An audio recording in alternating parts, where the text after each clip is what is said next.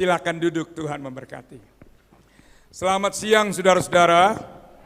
Selamat siang saudara-saudara. Tuhan memberkati kita semuanya. Sampaikan salam sejahtera buat kita yang ada di gereja maupun yang ada di rumah yang sedang mengikuti ibadah online. Tuhan memberkati kita semuanya. Saudara-saudara, manusia semuanya tidak terkecuali suku, bangsa, bahasa apapun merindukan keselamatan. Kenapa? Karena hidup di dunia ini menderita, limpah dengan air mata, susah tak berhenti sepanjang umur. Sebab itu ingin keselamatan yang abadi. Ada dua moto dalam kehidupan manusia, baik yang berkecimpung dalam dunia agama maupun yang tidak sempat atau tidak peduli dengan agama. Moto yang pertama mereka berkata seperti ini: biar kami muda menderita, sekalipun kami tua penuh dengan susah, asal waktu mati masuk surga. Nah, ini biasanya orang yang bergaul dengan agama. Ya, biar saya susah di dunia, asal saya waktu mati masuk surga. Tapi di dunia ini ada banyak orang yang tidak peduli dengan agama. Mereka juga punya moto. Motonya apa? Muda berfoya-foya, bahagia, mati masuk surga. Surga yang baik, saudara. Baik ibu bapak, lalu bagaimana dengan keselamatan yang diajarkan dalam kekristenan? Ya, di dunia ini ada yang punya konsep bahwa sorga itu akan dicapai dengan mati akan nitis lagi berinkarnasi. Reinkarnasi terus, saudara-saudara. Sebab itu mereka yang seperti ini sayang binatang. Jangan-jangan binatang itu adalah nenek moyangku yang aku tidak boleh membunuh dia. Sebab itu orang Manado ini tukang makan RW. Nah, ini bahaya saudara-saudara. Jangan-jangan RW itu adalah nenek moyangnya. Ya, saudara-saudara, lalu ada lagi konsep yang mereka punya, yaitu apa? Mereka karena ingin selamat di sorga waktu mereka mati, lalu mereka berbuat amal dan berbuat ibadah. Beramalan saleh, tidak salah. Membagikan hartanya kepada yatim piatu dan janda-janda yang miskin. Berbuat baik kepada semua manusia karena mereka berpikir dengan berbuat baik dan beramal saleh, itu yang akan membawa kita naik ke sorga waktu tutup mata. Lalu bagaimana dengan kekristenan? Mari hari ini kita membuka Alkitab kita, Yakobus 2 ayat yang ke-26. Yakobus 2, yang bawa Alkitab bisa dibuka, yang tidak sempat bisa lihat di screen di depan. Mari kita berdiri bersama-sama menghormati pembacaan firman Tuhan buat kita dalam Yakobus 2 ayat yang ke-26. Yakobus 2 ayat yang ke-26. Kita baca bersama-sama. Demikianlah firman Tuhan. Sebab seperti tubuh tanpa roh adalah mati, demikianlah hendak jugalah iman tanpa perbuatan-perbuatan adalah mati. Amin. Silakan duduk. Tuhan memberkati kita semuanya. Saudara-saudara, waktu kekristenan mulai berkembang dari Yerusalem, terus berkembang ke provinsi Yudea, lalu berkembang berpindah ke provinsi Galilea, Samaria, lalu berpindah terus sampai ke Antioquia dan seterusnya. Lalu rasul-rasul melihat kehidupan orang Kristen tidak ada bedanya dengan yang bukan Kristen. Saudara-saudara, lalu Rasul Yakobus mendapatkan ilham Roh Kudus menuliskan ayat ini. Seperti tubuh tanpa roh, demikianlah iman tanpa perbuatan adalah mati. Apa artinya punya iman tapi kalau mati imannya? Ya, dengan ini kita lihat satu tema tentang iman dan perbuatan-perbuatan. Ditulis Alkitab tidak satu, tapi perbuatan-perbuatan, berarti butuh perbuatan-perbuatan yang jamak, yang lebih dari satu. Saudara-saudara, dari tema ini kita lihat bersama-sama, ya,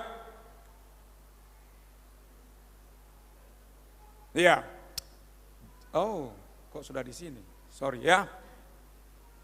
Bukan ini ya, tolong. Ya. Iman tanpa perbuatan, mati imannya. Kata mati itu artinya sia-sia punya iman. Kata mati itu artinya percuma punya iman. Kata mati itu artinya tidak ada gunanya punya iman. Beribadah tidak ada gunanya. Melayani jadi pendeta tidak ada gunanya. Kata sia-sia, mati, itulah artinya. Kalau iman itu tidak disertai dengan perbuatan iman. Oleh sebab itu saudara-saudara kekasih dalam Tuhan, ya, mati itu artinya seperti itu. Jangan sampai saudara ke gereja, jangan sampai saya jadi pendeta, tapi di mata Tuhan imannya mati, artinya sia-sia imanmu. Artinya tidak ada artinya engkau punya iman kepadaku, karena iman yang kau punya adalah mati. Jadi saudara-saudara, ada bahaya kalau iman kita itu mati. Yang membuat iman itu mati oleh karena tidak disertai dengan perbuatan-perbuatan. Ayat ini menerangkan kepada kita Yakobus 2 ayat yang ke-19. Bahayanya kalau iman itu tidak disertai dengan perbuatan-perbuatan. Engkau percaya Tuhan itu esa, ya, Tuhan itu satu dan berkuasa, baik kata Tuhan. Tapi setan juga percaya bahwa Allah itu esa dan maha kuasa. Bahkan setan itu bergemetar. Kalau iman tidak disertai dengan perbuatan-perbuatan iman, hidup jadi seperti setan. Setan itu malaikat yang dicipta oleh Tuhan, yang sederajat dengan Mikael, malaikat Tuhan, yang sederajat dengan Gabriel, malaikat Tuhan, yang lebih tinggi dari serafim dan kerubim, malaikat-malaikat Tuhan. Saudara, kenapa setan itu diusir dari sorga? Karena setan itu tidak taat. Jadi kalau hidup kita hanya beriman, tidak disertai dengan perbuatan-perbuatan, sebenarnya kita ini hidup seperti tidak beda dengan setan. Jadi jangan ingin lihat setan. Paling gampang lihat setan di dunia. Ya, lihat kiri kananmu, bukan seperti setan. Ya, seperti Tuhan. Ya, sudah kalau di gereja. Tidak tahu kalau di luar gereja. Tapi Yesus penolong, baik di gereja maupun di luar gereja, kita adalah anak-anak Tuhan. Seperti Bapak kita yang baik, yang kita nyanyi tadi, demikianlah kita semuanya. Jadi kalau orang mau ingin lihat setan, lihatlah orang yang punya iman, yang tidak punya perbuatan. Hanya punya iman, Tuhan. Ibadahnya rajin, tapi tidak punya perbuatan iman. Tidak beda dengan setan. Setan itu sombong. Saudara-saudara, kenapa dia diusir dari sorga? Karena dia diciptakan sederajat dengan Mikael, dengan Gabriel. Lihat, lebih tinggi dari serafim dan kerubim, malaikat yang lainnya. Karena dia merasa lebih, lalu dia ingin sesama dengan sang pencipta. Akulah pencipta, kau ciptaan. Karena kesombongan itulah Tuhan membuang dia dari sorga, lalu dia ada di dalam dunia dan merusak ciptaan Allah. Setan itu sombong. Jadi kalau ada orang Kristen sombong, saudara, seperti Tuhankah atau seperti setan? Yesus katakan, belajarlah kepadaku, aku rendah hati. Amin, saudara. Apa yang mau disombongkan? Orang yang bisa disombongkan dari orang berdosa. Wong rumahnya di neraka, rumahnya di lautan api. Saudara, apa yang bisa disombongkan? Kalau Tuhan izinkan kita sehat, bersyukurlah. Kalau Tuhan izinkan kita bisa pandai, punya gelar, bersyukurlah. Kalau Tuhan izinkan kita kerja sukses, diberkati Tuhan, bersyukurlah. Bukan untuk sombong. Hidup di dunia ini tidak malah doakan musuhmu. Kalau ada musuhmu lapar, kasih dia makan. Kalau ada musuhmu haus, kasih dia minum. Tapi Kalau hanya beriman tidak punya perbuatan, jadinya suka melawan. Setan itu jahatnya luar biasa. Makanya orang Kristen mesti baik. Yang setuju katakan, mesti baik. Ya, setan itu penuh kebencian. Lihat saudara, setan itu penuh kebencian, dia tidak taat. Bahkan dia tidak punya kasih. Tidak punya kasih. Setan itu hanya ingin membunuh, hanya ingin membinasakan. Itu yang Tuhan Yesus katakan, aku datang supaya domba-dombaku mendapatkan hidup dalam segala kelimpahan. Tapi setan dia datang hanya untuk membunuh dan untuk membinasakan. Itu penuh dengan kebencian dan tidak punya kasih. Sebab itu orang Kristen dikenal bukan nyanyiannya. Orang Kristen dikenal bukan khotbahnya. Khotbah gereja ini kurang baik, kadang tidak menarik, malahan khotbahnya bulet, sehingga tidak heran jemaat yang datang di gereja tidur. Karena dengar khotbah pendeta bulet, mumet. Saudara, tapi lebih baik tidur di rumah Tuhan daripada tidak ke gereja. Jadi kalau ada jemaatmu sebelah kiri kananmu tertidur, jangan dimarah. Lihatan sebelah kiri kananmu masih tidur apa belum? Saudara-saudara, jangan dimarah. Wih, kena gereja turu ae, ndak apa-apa. Lebih baik turun yang gereja timbang turun yang gerdu. Iya kan Ibu Bapak? Jadi saudara-saudara, ya, kalau tidak punya perbuatan-perbuatan iman, maka kita tidak beda dengan setan. Sebab setan itu percaya. Wong dia diciptakan ada di sorga, dia lihat sang penciptanya. Dia percaya Allah luar biasa sang pencipta. Tapi dia suka memberontak. Dia tidak punya perbuatan-perbuatan percayanya. Sehingga dia harus dibuang dan merusak perbuatan penciptanya. Jadi saudara-saudara, perlu kita punya iman yang ditambah dengan perbuatan-perbuatan iman. Dan itulah yang namanya keselamatan. Ya, kenapa orang mencibir kekristenan? Jare nang gereja, jare pelayanan, jare ini pendeta, kok jahat? Saudara-saudara, iya, kok jahat, tidak punya kasih, kok benci, kok dendam, kok bales. Jare Kristen. Jadi mari kita lihat bersama-sama hari ini betapa kita ternyata semuanya gagal. Tak seorang pun yang tak pernah gagal dalam kehidupan. Nah, ada dua macam saudara perbuatan yang harus kita lakukan. Yang pertama, Lukas pasal 23 ayat 41 sampai 43. Memang selayaknya lah kita dihukum, kata orang yang disalib di sebelah Yesus di bukit tengkorak Golgota.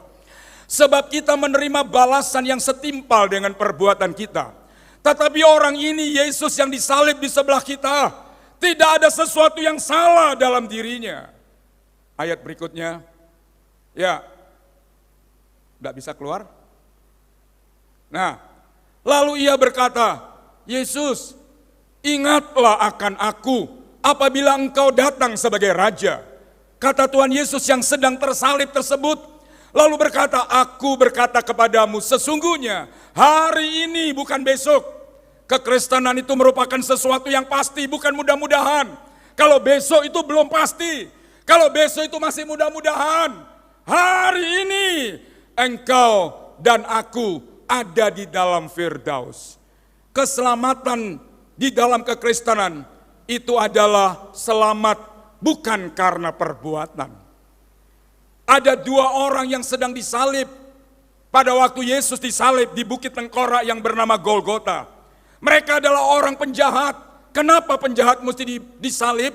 Karena salib itu adalah hukuman yang paling berat bagi manusia. Kalau dipancung, 1, 2, 3, putus. Selesai. Kalau ditembak, 1, 2, dor, selesai, mati. Disalib. Yesus disalib mulai jam 9 pagi sampai jam 3 sore baru dia hembuskan nafasnya. 6 jam dia menderita. So, sengsara. Ya, jadi orang yang paling jahat dihukum dengan cara disalib. Dua orang ini berkata, yang satu, Yesus, kalau lu anak Tuhan, anak Allah, turunlah dari salib, tolong kita juga. Yang di sebelahnya berkata, Bu ngomong gitu, kita ini disalib pantas karena kita ini penjahat, kita ini bukan orang baik, tapi dia apa salahnya? Lalu orang ini pula berkata, Yesus, ingatlah akan daku kalau engkau datang kelak sebagai raja. Yesus menjawab, hari ini engkau bersama aku di dalam firdaus. Konsep yang ada di dunia dengan berbuat baik supaya masuk surga, nonsen. Berbuat baik yang model bagaimana yang bisa membuat Tuhan memberi sorga buat orang berdosa. Mustahil bukan? Yesus harus datang ke dalam dunia dan mati di Golgota. Dia bayar mahal harga keselamatan kita.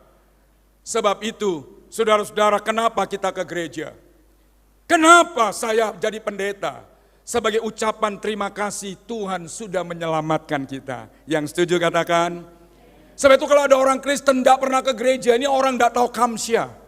Ini orang tidak tahu terima kasih. Kita ditolong bukan cuma dikasih sehat. Tuhan menolong bukan cuma dikasih makan dan hidup. Tapi dia beri selamat dengan cuma-cuma waktu masuk dalam sorga. Saudara, kita yang terima sorga itu cuma-cuma. Hanya itu namanya anugerah. Ya, karena Tuhan tahu perbuatan baik manusia mustahil membuat orang berdosa masuk sorga. Tapi Yesus yang memberi kita sorga dengan cuma-cuma, dia bayar mahal di atas salib Golgota. Itu sebabnya kalau ada orang Kristen cinta Tuhan, memang begitu seharusnya. Kalau ada orang Kristen cinta Tuhan, ya cenglilah, begitulah seharusnya. Justru Alkitab berkata kalau ada orang Kristen tidak cinta Tuhan, apakah Alkitab katakan? Terkutuklah. Maranatha sampai Tuhan Yesus datang kembali. Jadi saudara-saudara, ini yang pertama, selamat bukan karena perbuatan. Ya, awal ini orang tidak punya kesempatan. Sebab setelah percaya dia mati. Tidak sempat ke gereja bukan? Tidak sempat berbuat baik bukan? Tidak sempat apalagi bermurah hati menolong orang bukan? Sebab setelah terima anugerah, terima Yesus sebagai Tuhan dan kekristenan dalam keselamatannya. Nah, kita setelah jadi Kristen masih hidup bukan? Masih hidup bukan? Ini mayat atau orang ini? Masih hidup bukan? Ya, lek mayat diem. Karena hidup, ya. Saudara, saya masih hidup. Dan hidup inilah untuk membuktikan. Sebelum aku dilahirkan oleh orang tuaku, Yesus bayar mahal di Golgota. Dia tidak sayang saudara orang berdosa, tidak binasa, melainkan berolehkan hidup yang kekal. Rasul Paulus kemudian menuliskan ayat ini. Karena kasih karunia, kamu diselamatkan oleh iman. Itu bukan hasil usahamu, tetapi pemberian Allah. Kamu diselamatkan bukan karena hasil usahamu. Lagi ayat berikutnya, ayat 9. Itu bukan hasil pekerjaanmu. Jangan ada yang sombong. Ya, kamu diselamatkan bukan hasil usahamu. Bukan hasil kerjaanmu. Tapi karunia kasih sayang Tuhan kepada kita. Pertanyaannya, tadi yang singer-singer ini suami istri. Sini yang suami istri ya. Yang sini bukan suami istri. Saudara-saudara, ya, suami istri bisa menikah itu karena pilihan. Di antara pemuda yang ganteng, terpilihlah Master Bobby oleh Siska, ibu dokter. Demikian juga Bu, sombong dulu lu. Di antara cewek yang cantik, dipilihlah Ibu Siska sebagai istrinya Pak Bobby. Orang menikah itu milih, bukan takdir, bukan nasib, bukan suratan. Saudaraku, sehingga tidak boleh disesali, karena ini adalah pilihanku. Di antara pemuda yang cakep, ini yang paling cakep. Di antara pemudi yang cantik, ini yang paling cantik. Saudara, di antara yang baik, merekalah yang terbaik aku pilih. Kita milih karena ada sesuatu alasan untuk bisa dipilih. Gua milih lu karena lu cantik, karena lu ganteng, karena lu baik, karena lu apa lagi? Saudara, humoris. Karena kamu, banyak. Tuhan milih kita, apanya yang dipilih?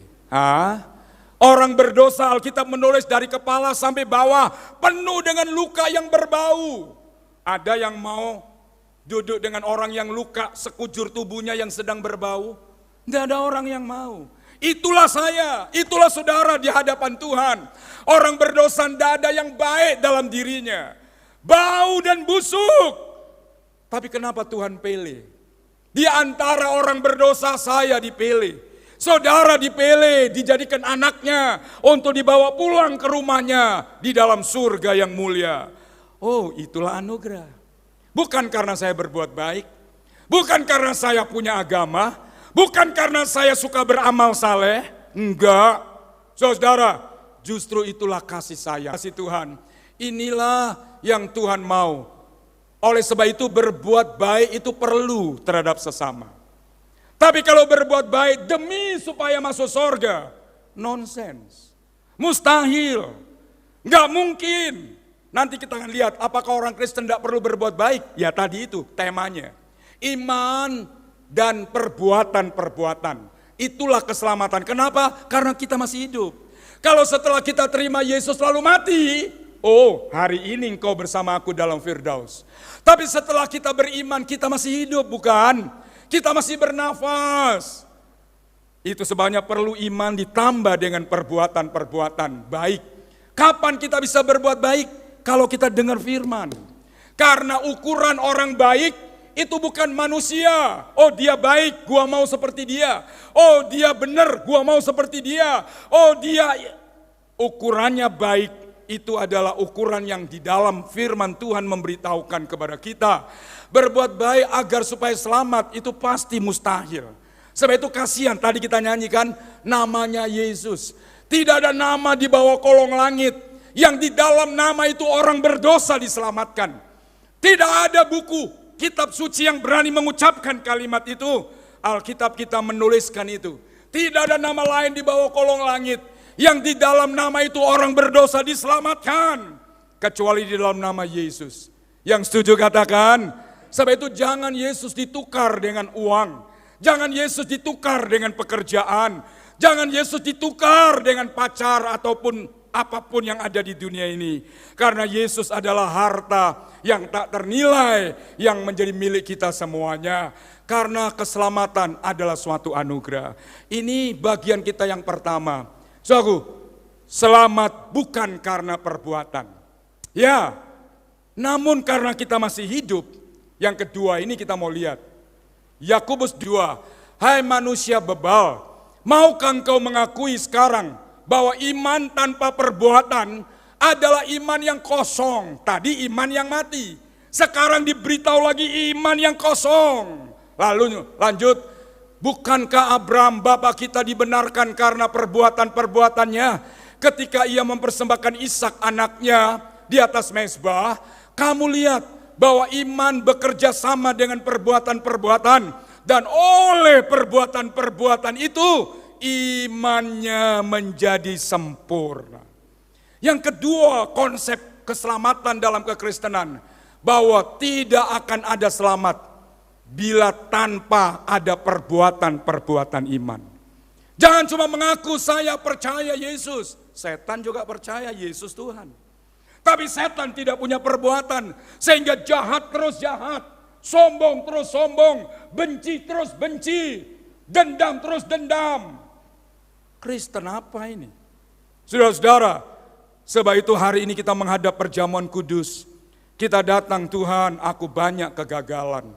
Aku belum sempurna imanku, karena aku masih hidup. Jangan-jangan aku hanya menjadi orang yang dipanggil, bukan orang yang dipilih. Hanya bisa berkata Yesus, Yesus, Tuhan, Tuhan. Saudara, orang Yahudi pada waktu Yesus buat mujizat, mereka senang ikut Yesus. Waktu Yesus bagi 2 ekor ikan, 5 roti, 5.000 orang makan, sisanya 12 bakul. Wih, begitu banyak orang yang mengikut Yesus. Satu waktu tidak ada makanan, satu waktu tidak ada mujizat. Lalu mereka mulai meninggalkan Tuhan. Banyak orang Kristen mau ikut Kristen karena ada berkat, karena ada mujizat. Tidak kuat imannya seperti itu. Sebab mujizat tidak selalu ada, bukan? Kadang-kadang Tuhan izinkan kita kerja keras, tidak ada berkat, bukan? Bukan Tuhan jahat, bukan Tuhan tidak baik. Kadang-kadang Tuhan izinkan, dia uji kita. Coba ada berkat, oh dia setia. Apalagi kita orang Pantai Kosta, ketok sekali. Ya, hari ini adalah hari yang paling tidak disukai orang. Tanggal yang paling terakhir, belum gajian. Saudara-saudara, lihat tanggal muda itu, jalan itu koyok di atas angin. Waduh, saudara-saudara. Waduh. Saudara, senang saudara, sukacita. Tanggal tua ingin wis gak nyopo wong blas. Mlaku ning koyo macan luwe.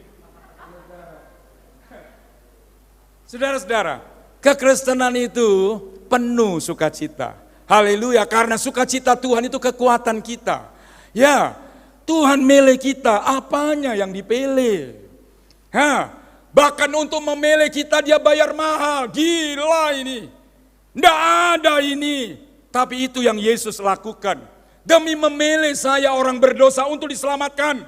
Dia bayar mahal. Dia turun dari sorga menjadikan dirinya manusia. Dia Allah berinkarnasi menjadi manusia. Lahir di kandang yang hina lagi. Bahkan hidup menderita dan mati di atas salib Golgota. Dia lakukan itu demi orang yang telah dipilih supaya tidak binasa. Melainkan berolehkan hidup yang kekal. Oleh sebab itu saudaraku, ya karena kita masih hidup, iman tanpa perbuatan itu jadi kosong. Kosong. Kosong, tidak hanya mati tapi kosong. Tong kosong nyaring bunyinya. Hanya menyebut Tuhan, Tuhan, puji Tuhan, haleluya. Tapi kosong, tidak ada apa-apanya di dalamnya. Ya, tidak ada apa-apanya di dalamnya. Abraham disebut imannya sempurna, tidak hanya beriman kepada Tuhan.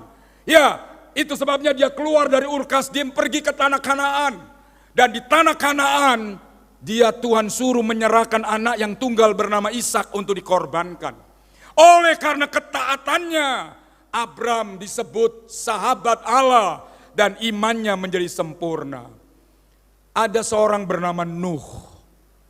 Umur 500 tahun, Tuhan melihat manusia yang telah diciptakan jahat semata-mata. Lalu Tuhan merancangkan, aku akan membinasakan semua yang bernafas, baik manusia maupun binatang dan semuanya yang ada di bumi. Ya, lalu Tuhan memberikan karunia kepada Nabi Nuh, seorang namanya Nuh. Umurnya waktu itu 500 tahun. Tuhan bilang masih ada 120 tahun lagi manusia hidup. Saudara, lalu Tuhan suruh Nuh buat perahu yang namanya Bahtera Nuh.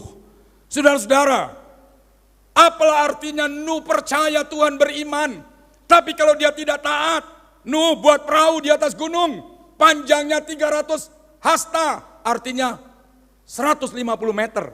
Gereja ini 24. Berarti kalau 150 meter berarti 6 kali gereja ini kapal itu panjangnya. Lebarnya 50 hasta berarti 25 meter. Lebar panjang gereja ini lebar kapal tersebut. Tingginya 30 hasta berarti 15 meter. Saudara-saudara, kalau hari ini disuruh bikin kapal, peralatan pertukangan modern, gergaji modern dan sebagainya, gampang. Zaman itu tidak ada alat pertukangan. Betapa sulit, betapa sukar, betapa mustahilnya membuat kapal seperti itu. Tapi Nuh dia ajak Sem, Ham, Yafet, anak-anak dan menantunya, istrinya juga mentaati perintah Tuhan. Saudara, firman Tuhan tidak pernah salah. Halo? Kalau engkau dengar firman Tuhan untuk dilakukan, mosok iya. Mulutnya manusia bisa salah mengucapkan. Mulutnya manusia mungkin tidak bisa digenapkan apa yang diucapkan. Tapi mulutnya Tuhan dapat dipercaya. Amin. Firman Tuhan itulah perkataan Tuhan yang keluar dari mulutnya Tuhan, dan pasti firman-Nya dapat dipercaya. Ya, dan Nuh disuruh buat dan dia taat. 120 tahun. 120 tahun kapal itu baru selesai. Kapal itu baru selesai. Waktu sudah selesai, Nuh umurnya 600 tahun. Umurnya 480 tahun. Sekarang sudah umur 600 tahun, lalu Tuhan bilang, masuklah dalam perahu. Engkau, istri, dan ketiga anak, dan ketiga menantumu. Dan masuklah. Lalu Tuhan kirim hujan 40 hari 40 malam. Mulailah banjir, semuanya tenggelam. Gunung pun tenggelam. Dan banjir itu selama 1 tahun 10 hari. Ada banjir 1 tahun 10 hari. Dia masuk tanggal 17 bulan 2, umur 600 tahun. Dia keluar dari Bahtera tanggal 27 bulan 2, umur 601. 1 tahun 10 hari. Atau dengan kata lain, 375 hari di dalam perahu. Bosen, saudara. Naik kapal pesiar, ada yang pernah naik kapal pesiar? Kapal pesiar itu namanya? Cruise. Ada yang pernah naik? Kalau belum, mulai dulu naik tambangan, perahu. Supaya tidak mabuk, nyebrang sana itu loh, Kali Brantas. Ya, supaya tidak mabuk. Saudara, kapal pesiar ini, saudaraku, itu kota di tengah laut. Di situ ada mall, di situ ada tempat untuk berolahraga, di situ ada tempat, apalagi tempatnya untuk main judi. Di situ ada tempatnya bioskop, dan semuanya ada di situ. Kota yang terapung. Ya, sehari seneng, 10 hari masih bisa tahan. Lu 375 hari di atas kapal yang terapung-apung dan terombang-ambing. Lalu Tuhan waktunya keluarlah Nuh. Nuh diselamatkan, bukan hanya beriman, tapi dia punya perbuatan iman, taat akan perintah Tuhan. Sehingga waktu itu semua manusia mati binasa, karena banjir menutupi seluruh muka bumi. Gunung-gunung pun tenggelamlah. Lalu kapal itu mulai terapung-apung di atas air. Hanya Nuh sekeluarga yang hidup. Rugikah taat akan firman Tuhan? Awalnya memang sakit. Awalnya susah, berat. Tapi akhir perjalanan bahagia. Hanya Nuh dan anak-anak sekeluarganya yang selamat. Jadi saudara-saudara, ini yang kedua. Ya, kita harus punya, tidak akan ada selamat bila tanpa perbuatan-perbuatan iman. Melalui firman Tuhan hari ini, mari kita benahi diri kita. Saya yang mengaku orang yang beriman, adakah imanku ditambah dengan perbuatan-perbuatan iman? Supaya ada 2 hal lagi yang kita lihat pada hari ini. Perbuatan-perbuatan apa yang harus kita lakukan? Yang pertama, di dalam Matius 5 ayat yang ke-14. Demikianlah hendaknya kamu bercahaya terangmu di tengah depan orang, supaya mereka lihat perbuatanmu yang baik, dan demi melihat perbuatanmu yang baik, lalu memuliakan nama Bapakmu yang di sorga. Perbuatan apa yang harus kita buat setelah kita percaya kepada Kristus? Yang pertama, perbuatan yang memuliakan nama Tuhan. Perbuatan-perbuatan yang memuliakan nama Tuhan. Anak itu mempengaruhi orang tuanya. Kalau anaknya pinter, orang berkata, anaknya siapa, cek pinter. Anaknya papa ya. Anak ini baik, anaknya siapa, cek baik. Anaknya mama ya. Ini nakal kadang-kadang. Ibu-ibu ini kadang-kadang nakal. Nakal, anaknya papa ya. Keluh anakmu nakal. Anaknya pinter, anaknya mama. Padahal ya anak berdua, saudara. Ya, kalau anak itu berbuat baik, papanya akan dipuji orang, bukan? Ini anak orang, pantas papai. Samuel, mamai Kristin, ya pantas lah. Gitu loh. Tapi coba kalau anak kita nakal, anak sopo betik meneh. Nakal namanya, kan sopo iki? Papai, Samuel. Ini contoh aja ya. Papa yang di rumah tidur-tiduran, dirasani orang. Anak Samuel itu nakal. Papanya pada tidak nakal. Jadi kita lihat demikian juga kita. Apakah dengan perbuatan-perbuatan baik kita itu nama Tuhan dipermuliakan? Atau sebaliknya nama Tuhan dihujat orang? Itu sebabnya kita mau berbakti dengan setia. Itu sebabnya kita mau melayani dengan tulus. Motivasi yang bukan salah, tapi demi dedikasi menyerahkan hidup kepada Tuhan. Mau berbuat baik, mau hidup jujur sebagai karyawan, sebagai orang-orang yang kerja. Ya, mau hidup kudus, hidup suci. Apa? Supaya orang lihat kita, enggak lihat setan. Tapi lihat Bapak di sorga. Oh, siapa? Anaknya Yesus. Oh, anaknya Tuhan. Saudara, ini yang perlu kita lakukan. Ya, mungkin hari-hari yang lalu aku hanya punya iman yang nyala-nyala. Nyanyi itu tepuk tangan dan angkat tangan. Tidak salah. Tidak keliru angkat tangan, tepuk tangan. Tidak salah. Tapi ada baiknya iman itu ditambah dengan perbuatan-perbuatan yang memuliakan nama Tuhan.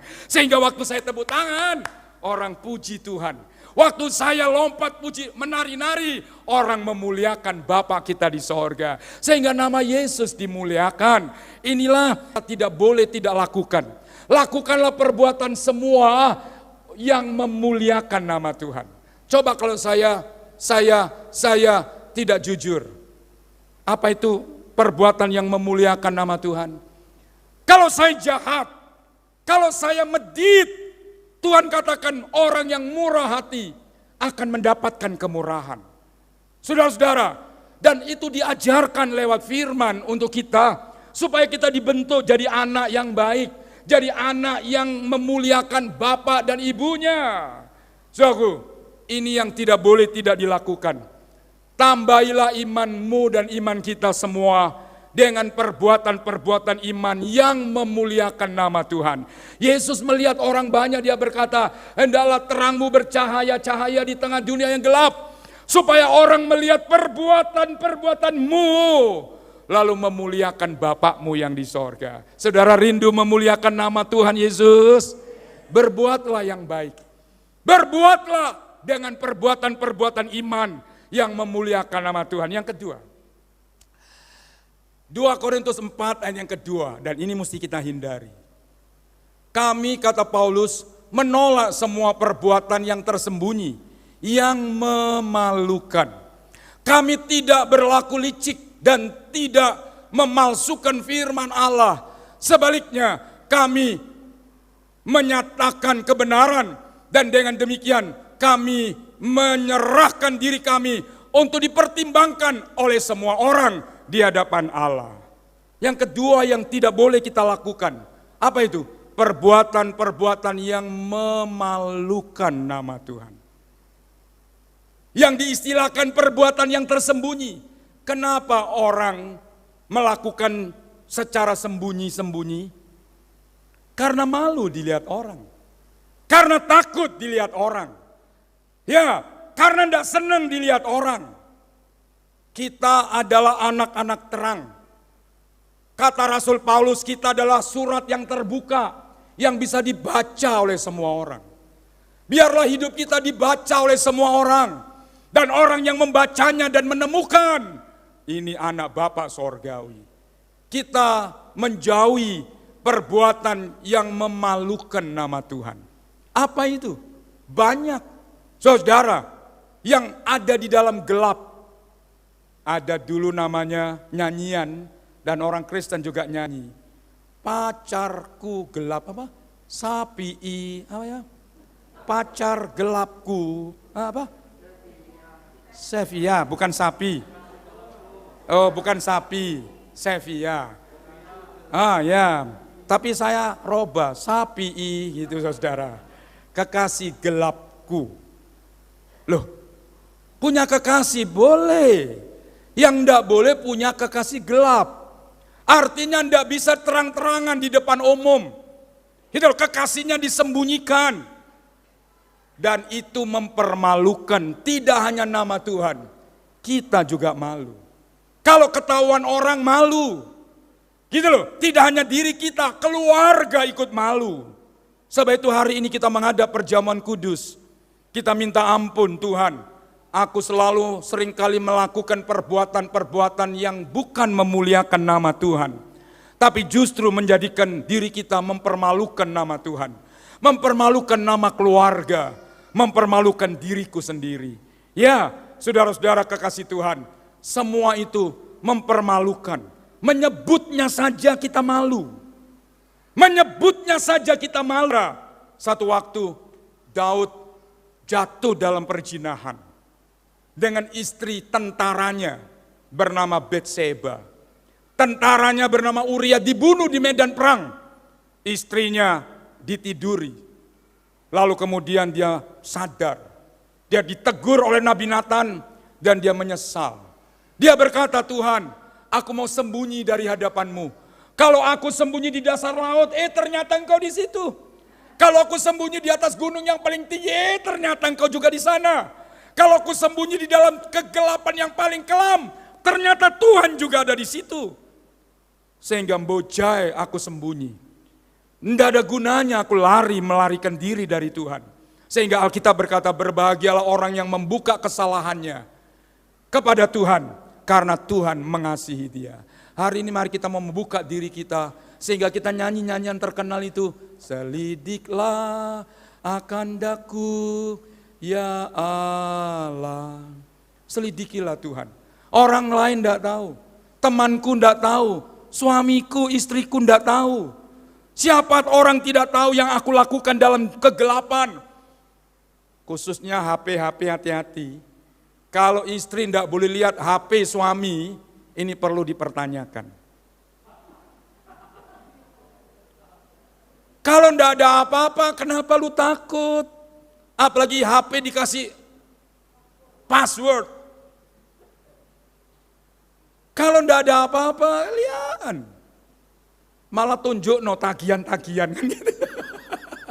Supaya istrimu tidak cuma minta duit-duit terus. Kilo, ma, tagihan ma, belum bayar ma. Kan begitu saudaraku. Iya. Kalau tidak ada apa-apa, kenapa mesti takut? Saudaraku, takut karena ada sesuatu yang gelap. Takut diketahui. Takut orang tahu. Karena itu memalukan. Sebab itu hari ini ada dua perbuatan iman yang harus kita lakukan. Satu, perbuatan yang memuliakan nama Tuhan. Nolong orang, Tuhan dipermuliakan. Haleluya, berbuat baik, nama Tuhan dipermuliakan. Tapi kalau kita berbuat yang gelap, ya kan, Tuhan dipermalukan. Diri kita dipermalukan, keluarga dipermalukan. Dan ini tidak boleh dilakukan oleh orang Kristen. Sebab itu Yesus penolong dan yang ada di gereja maupun yang ada ikut online streaming. Kiranya firman Tuhan memberkati kita. Jangan berkata Yesus juru selamat. Yesus juru selamat, iya. Tapi kalau tidak disertai dengan perbuatan iman, apa bedanya dengan setan? Setan jahat, gua juga jahat. Setan dendam, gua juga dendam. Setan itu tidak punya kasih, gua lebih-lebih lagi. Apa bedanya? Dulu kita begitu. Tapi Tuhan membentuk kita oleh firman-Nya. Dan membentuk kita lewat firman-Nya. Dan jadi baik. Dari duniawi diubah jadi rohani. Haleluya. Semua itu mempermalukan nama Tuhan. Nah, yang terakhir kita membaca bagian ini. Saudara, Efesus 5 ayat 11 dan ayat yang ke-12 berkata demikian. Janganlah turut mengambil bagian dalam perbuatan-perbuatan kegelapan. Jadi perbuatan gelap itu tidak cuma satu. Perbuatan-perbuatan kegelapan. Yang tidak membuahkan apa-apa. Tapi sebaliknya telanjangi, buanglah semua perbuatan-perbuatan tersebut. Sebab menyebutnya saja malu. Ya, menyebutnya saja apa yang dibuat mereka di tempat yang gelap tersembunyi. Itu memalukan. Saudara-saudara, kita lihat yang ketiga ini. Tinggalkanlah perbuatan yang memalukan. Tuhan masih mau terima kita. Tuhan tidak pernah membuang kita. Adakah orang tua buang anak? Tidak. Sehingga Tuhan memberitahukan dalam Alkitab. Saudara-saudara, Tuhan katakan, kalau ada seorang ibu lupa sama anak kandungnya, aku Tuhan tidak akan pernah lupa kepada Tuhan, kepada kamu. Begitu rupa Tuhan mau terima kita apa adanya. Karena dia sudah bayar mahal. Dia sudah bayar kontan. Dia sudah bayar cash, tidak cicilan untuk keselamatan kita. Dia bayar lunas. Sebab itu apapun keadaannya, dia mau terima kita. Anak terhilang, itu kurang ajar banget sama papanya. Papanya masih hidup, dia minta duit, warisan. Ini anak kurang ajar. Tapi papanya tidak bisa apa-apa, dia kasih. Uang warisan dikasih habis dengan berfoya-foya. Selesai habis uangnya, jatuhlah sakit badannya. Lalu dia mencari makan demi untuk hidup, dia kerja di kandang babi. Untuk bisa makan, dia rebutan dengan makanan babi. Sementara dia susah seperti dia ingat rumah bapaknya. Di rumah papaku, karyawannya saja tidak seperti ini menderitanya. Lalu dia sadar, aku mau pulang ke rumah bapakku. Anak itu masih jauh. Dia tidak berani mengangkat kepala. Dia tunduk kepala. Dia tidak kuat menahan diri. Lalu dia tunduk kepala. Papanya tahu itu. Papanya yang lari. Papanya tidak usir. Papanya tidak gantung dia. Dia tidak dikata-katai kurang ajar dan binatang kau. Papanya dia buka kedua belah tangannya. Dia peluk anaknya. Papanya yang nangis. Tuhan merindukan kita kembali. Karena Tuhan sayang kepada kita semua. Dia ingin jadikan kita sesuatu yang baik untuk memuliakan nama Tuhan. Dan memberkati selagi kita masih hidup. Kiranya Tuhan memberkati kita pagi hari. Mari pemain musiknya kita nyanyikan satu pujian. Tuhan selalu ampuni. Tuhan masih menyediakan pengampunan buat kita. Dia masih mau terima apapun keadaan kita. Singer WL-nya.